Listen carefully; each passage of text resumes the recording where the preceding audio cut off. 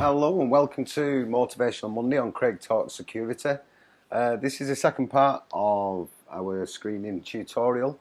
If any of you guys watched last week, we went through the basics of screening. We're going to go over in a little bit more detail today. We're also going to go over the free forms that we give away. As you know, or you may not know, if you hit subscribe and send us over your contact details, we are giving away free screening and vetting systems to 7858 along with this training. As I said, this is completely free. All you need to do is hit subscribe, the button under the video, and also send us over your contact email address, and we'll be sending over the screening and vetting pack to you within 24 hours. We're also giving 28 days phone and email support, all again completely free, to ensure that you guys are doing what you need to do to make sure that your insurance is valid. Also, please remember that the channel is designed for the security industry, so if you guys have any videos, there's a range of topics that we cover, please send us your videos in and then we can include them in one of our shows. There's a number of shows to choose from. There's Motivational Monday, which is educational hints and tips for your business. There's Tell 'em Tuesday, which is aimed at armed forces shout-outs. There's Whinging Wednesday, which is basically what's wrong with security, but we'll also talk about how we can fix it as well. We've got Anti-Terrorism Thursday, which is going to be anti-terrorism awareness and training. Feel Good Friday, which is the funny stories and videos from you guys and girls on the ground. Sell a Lot Saturday, which is basically where we're going to be promoting companies that we've worked with or that have been recommended to us that do a good job. And then lastly, Job First Sunday. So if you guys need you've got any recruitment needs that you need to fill, send us a little video of what you're looking for, how many guys or girls you want, what areas, and then we can put it on the channel and hopefully get that sorted for you. The email address to send everything to is CraigTalksSecurity@cawconsultancy.co.uk. And let's get started. As I said, guys, we are going to be going through the documents that we've sent out from last week to all the subscribers. If you do want a pack, not a problem, hit subscribe, send us your email address, and we'll get those over to you. Let's get started. So this is a system that we're giving away to our subscribers. As I've said, all you need to do is hit subscribe, send us your email address. The details are on the bottom, the information of this video. Just quickly going to run through the documents, and then we're going to have a look at each document in detail. So what we've got is, obviously, there's a number of reference letters. As I said, you've got to do a 5-year work history check. You've also got to get a personal reference or two if they've got a gap in their employment, and obviously a college reference, because the 5-year check may include some of their education, maybe university, maybe college, maybe even school. So they're the letters that basically you can send out. As I did say last week, big tip with the employment side of it. If you can get your guys and girls to apply for their HMRC tax record, this will give you a 10-year breakdown of what contributions they've paid. Now, that basically gives you enough evidence for your files. Obviously, if there is any gaps, you do have to identify those and cover those with references, but it does make it a lot easier because it doesn't just show the employment side, it shows things like job seekers allowance, carers allowance, things like that. So it gives you an all-round a better picture. So documents, we've got SF01. If you're wondering what this number is here, that's basically what we call a document reference. It's so that you know which file piece of paper goes in, basically. I'll go into document reference in a bit more detail in other shows when we're going into ISO 9001 and the 14000. So, you've also got opt-out. We've got opt-out of working time directive. Staff are only allowed to do a certain amount of hours unless they opt out of that particular piece of legislation. Nice simple sign-in sheet. It just allows them to opt out and then you can give them more work. So then we've got SF028. That's an application form. Does what it says on the tin, I'm sure, and I don't need to explain what an application form is to the guys and girls out there. So SF03 is an interview assessment. It's a tick sheet, which I'll show you the document shortly, and it just gives you an overview as how they've done. Then you've got interview notes. Interview notes are critical, not just for the people that you do take on, but it's more for the people that you don't take on as well. In today, a lot of people are going around and suing each other and taking each other to tribunals and all the rest of it for discrimination. It's covering your ass, guys, and it's worth doing. So then we've got equal ops. Again, does what it says on the tin. I'm sure you've all filled it out many times for many things. Then we've got 5-year basic information. Now, what that basically does is that's actually 5-year work history check. It's just a way of logging it. It's nice and simple, a little table for you to follow. Then we've got a vet letter of employment. It's basically a job offer letter. That's for you to send out to the guys and girls to tell them congratulations, welcome aboard. What it does, it gives them a little bit of sense of achievement before they start, which is sometimes all it takes to make a member of staff a lot better than he would be or she would be otherwise. Then we've got your induction. So especially for you guys and girls out there that are looking at ACS, the whole training and job descriptions and all that sort of stuff, that's what the ACS is sort of based on, as well as massively ripping ISO off. So we've got an induction checklist, we've got an induction training record, and we've also got what we call just a training record. Yeah, obviously the induction training record logs the induction process, what's covered, which we'll go into in a bit more detail. Whereas your training record for anything additional, so it could be things like a site induction. The standard 7499 obviously calls for a site induction, so that'll be on there. Any refresher training you have, if you discipline your staff, if you have any grievances, anything like that where they need retraining or they need extra assistance, all that should be logged. Again, you're doing it once so that you can see what training you've done with the guys. It helps you sort of remember each individual and helps you plan what you're going to do with them next. And in addition, if you take that information and then put it onto a training matrix, which if you want to contact me, I can send you one of those over. That's not an issue. What it basically does is it allows you to, within seconds, have a look at a spreadsheet and you know exactly which staff are right for which contract. And if you work your jobs like that in sort of a needs analysis kind of way, you're never going to come up short as a rule. So then we've got employment contracts, and I'm sure I heard some of you faint then. This is what we call a 0-hour contract, temporary labour contract. So have a little look in that. It's not a bad thing to have in your business. What you've got to think, guys and girls, is if people work regular and they're being paid in the bank regular, they've got contractual rights anyway. So it's always better to have an employment contract in place that's governed by you. So then we've got a number of job descriptions. So we've got door supervisor, head door supervisor, security guard, operations manager, and managing director. That's right, even the MD needs screening. Why do we do screening? To make sure that we're managing the risk. If the MD fails screening, are we going to sack him? Very much doubt it, but unfortunately we've still got to do it. As I said, and I've said it numerous times, guys, this is a condition of your insurance. Right, so it's not something that, oh yeah, we'll do it when we get around. It's something that we have to do to cover ourselves. Especially at the minute, there's be a lot of backstabbing in the industry, and a lot of people trying to get other people in trouble. So everybody out there just needs to make sure that you're covered and that you're looking to the right legislation, which hopefully we're going to help with. Codes of conduct is next, and then staff appraisal, employee feedback, and last but not least, well, it is least, it's the last thing you do, the completion cert. The completion cert not only it completes the file, it shows that the file is complete, but on top of that, what it does is any management sign-offs that you do. So say if you've got somebody who maybe hasn't got the best credit history, but he's a good member of staff, you trust him, you've no reason to not keep him on. You can do what's called an executive sign-off. So the MD can say, I'm aware that this gentleman has a poor credit history, and I'm aware what the standard says, but I'm happy to take that risk. Don't forget, guys and girls, it's your business at the end of the day. Yeah, we do have to work to standard, but there is a certain amount of risk that we can say, yeah, we're happy with that.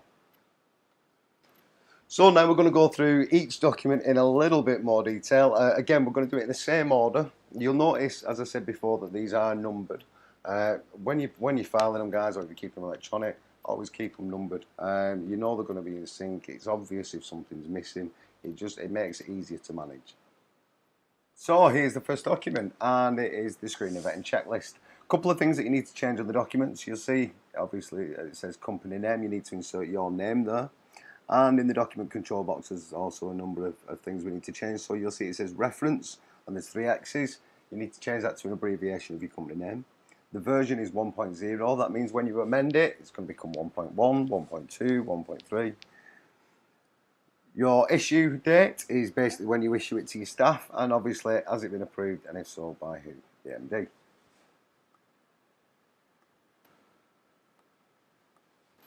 You'll see it asks for a number of information. It's basically all the documents that are in the pack that we've provided for you, and also any ID documents, credit check, badge check, those sorts of things. Now you'll notice there's things like stakeholder pension.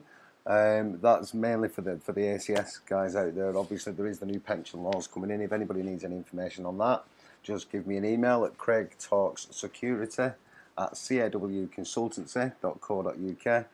And then at the bottom of the document, you'll see it's a file checked by and signed by. With screen and vetting, what you have two people, well, two predominant titles. You have a screen and vetting officer, screen and vetting controller. Basically, the officers are the girls and guys that are filling out the actual files. Your controllers, usually a member of management, normally an ops manager or a HR manager, that could do executive sign-off in the same way that the MD could. Then your next document is your application form. So you'll see at the top, it says vetting from and vetted by. It also states that there's a 12 to 16 week period for vetting. As I explained in part 1, all vetting has got a 12-week period on it. The MD can extend to 16. You'll see it's very similar to any other application form you'll have filled out with various details, work history, everything that you need basically to do the screen and vetting 27858.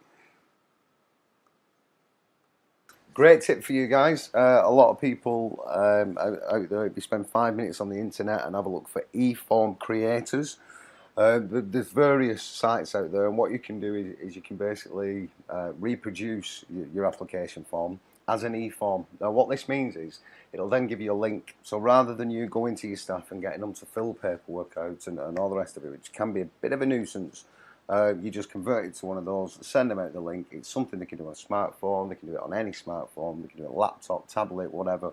It's all about making it easy. The easier we make screen and vetting, the more people are going to be doing it. So this is the next form. This is opt out of the working time directive. As I did say earlier, basically staff can only work 48 hours a week unless they opt out of this particular piece of legislation.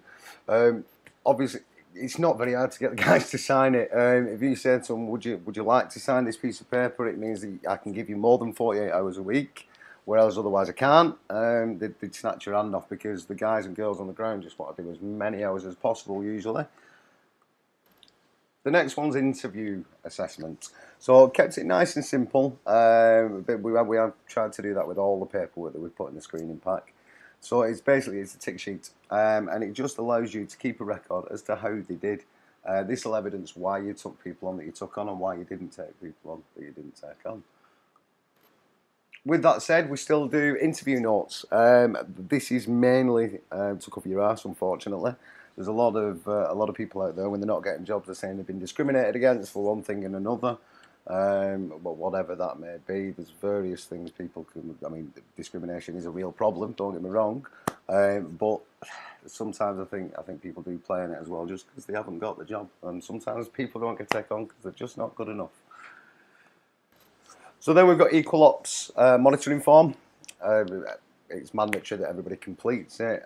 It's expected for ACS, it's expected for ISO 9001, and it's expected in most management systems, to be honest, just to make sure that we are hitting our equality diversity objectives. We're not predominantly discriminating or anything like that. We need to make sure that these things are being monitored, because we can't be everywhere. And just because we don't discriminate doesn't mean that a member of our staff doesn't. We know nothing about it. So it's a good way of keeping your eye on things as well.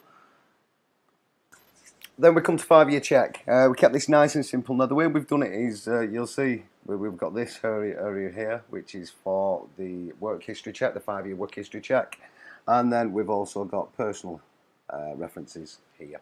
Now basically with all the references you've got to do you'll see there's various boxes on this. You've got to do a confirmation over the phone first, an oral confirmation with personal and professional references. This has got to be done before you deploy the guys. Now once this is done you can deploy them, and then you've got 12 weeks to get the written confirmation in from start date. All the information does need to be completed. This is the easiest format we've found to doing it. There's various ways out there. Some people like having it so they've got a 5-year block and they've got it in 12 little blocks, and they colour them in to show which job they were at. And if there's a bit that isn't coloured in, then it shows that they weren't in employment, or you haven't got a reference to cover it or something to cover it. So there's various ways out there. The thing with screening is find the easiest way to do it. I've worked with various people over the years that have done screening very, very different ways, and all had very, very good results. So it's all about finding what's right for you. Like I said, I mean, my two biggest tips without a shadow of a doubt is HMRC tax records, because getting security companies to fill out references is a nightmare, and the e-forms, because again, pinning your staff down to give them a piece of paper to get them to sign it isn't the easiest job. And if you're a company and you've got 100, 200 staff, you can imagine getting 200 application forms out in opposed to sending 200 text messages with a link on. Bit of a difference. So a huge time saver. Then we've got job offer letter. Again, various things in here that you need to change. So we've got start date, we've got where you're going to be based, we've got what hourly rate you're going to be on. Again, company name and your document control at the top. If anybody has any problems tailoring the forms or amending them in any way, please contact me. Don't think that because we're giving you these forms that we're not going to help you. We're giving everybody that's had the forms 28 days support, which gives you a month to get your head around it and make sure that you're doing everything you should be doing. We're quite happy scanning emails, files. We'll tell you of the meeting standard. We don't mind giving you tips, guys. The idea is to help the security industry with this one. It's nothing else. So then we've got induction checklist. Now you'll notice there is two colours. We've got white boxes and we've also got shaded boxes. Shaded boxes are ACS requirements. White boxes are ISO requirements. So you'll see there's a number of things there. It's dead simple. You literally, are you meeting it? If you are, give it a tick. If you've not and you want to meet the standard, then that's what you need to do. So it's just a little checklist for you. It makes it easy to manage. Then we've got the induction training record. So this basically covers a range of activities. There's actual job training, further training. This bit's just basically if you want to put any notes in. So if you want them to see a certain trainer, if there's a certain skill they need to develop, you'd pick all that up in the competency assessment that you do in the interview. I always recommend do your competency assessment at the interview. One, it's good to get the information then and there. Two, it's good to see the guys under a little bit of pressure, and they're never going to be under more pressure than when they first come and meet you. So you just basically go down it, they date it, they sign it, the trainer signs it to verify it's been done. Most induction periods, I normally recommend 3 months. Why do I recommend 3 months? One, it falls in line with the probationary period for employment. Two, what they say is that from 8 to 12 weeks, staff start coming out the shells. So you get a better understanding of what they're like. So if at month 3 you've got a full picture and everything's been done, you know that you're going to be able to make the right decision about the right staff. So then we've got a training record. Now this is obviously, you just keep working on this, keep extending this throughout the guards or door staff or CPs employment with you. So it'll have things on there like retraining, refresher training. Obviously with the door guys, everybody's just had to do PI a couple of years ago. So that'll be on there. First aid training, anything like that. It gives you a way of keeping an eye on your certs as well, because don't forget, these things do expire. I know a lot of people that say, oh yeah, I've got first aid. All right, when did you do it? Oh, 15 years ago. Well, you haven't got first aid then. So it is important to keep on top of these things. Again, with the training side, if anybody needs any help with funded training, we're not here to take money off you. Well, I'm not here to take money off you in this capacity anyway. We do we work with a lot of funded training providers that can provide you things like spectator safety training, and they can provide you upskilling, they can apprenticeships programs, traineeship programs, loads of different funding opportunities out there. What I would say is all the guys that we use do it properly. So don't be asking them to cut corners because they won't. But if you want an introduction, get in touch with me and I'll put you in touch with the right training provider. So then we've got employment contract. Please, guys, don't think, oh, we've got the documents now and that's it. We just fill them out and stick them in a cabinet. That's not what it's about. Have a read through it. I'm quite happy if you guys have a read through and you think, well, I'd rather it say this, I'd rather it say that. Come back to me, speak to me, send me an email. I'm quite happy to help you tailor it. Just ask the question. As I said, we've got a number of job descriptions. I'm not going to go through them all because a job description is a job description. They're all very similar, but obviously they have different content. So we've got a little organisational structure, then we've got the job aims and objectives, we've got the main duties and responsibilities. This one's for a door supervisor. And then obviously you can see this is a 2-page document. It's signed and countersigned by the business as well. Job descriptions, why do we do them? Many reasons. One, how can your staff operate to the level you expect if they don't know what you expect? You need to communicate. There's always been, I think, a huge problem in security with communication between management and staff. I've been in security as long as I can remember, from virtually leaving school, but I've also been in management and various other sectors as well. Now, security is not very man management friendly, shall we say, which is surprising because it is such a manpower industry. So yeah, you've got to tell the guys what you expect so that they know how they can operate. And again, it's a requirement for things like ISO 9001, ACS, all those sorts of accreditations. Anybody's thinking about getting accreditations, obviously I do own core consultancy, come and speak to me and I can help you out with that, not a problem. So, codes of conduct whilst on duty. If you have a read through these, everybody's worked with a doorman that does them all, I think. All security guard. Please don't think that I'm slating doorman. The reason I do it is because I was predominantly a doorman for years. So I know what we're like. Or some of them anyway.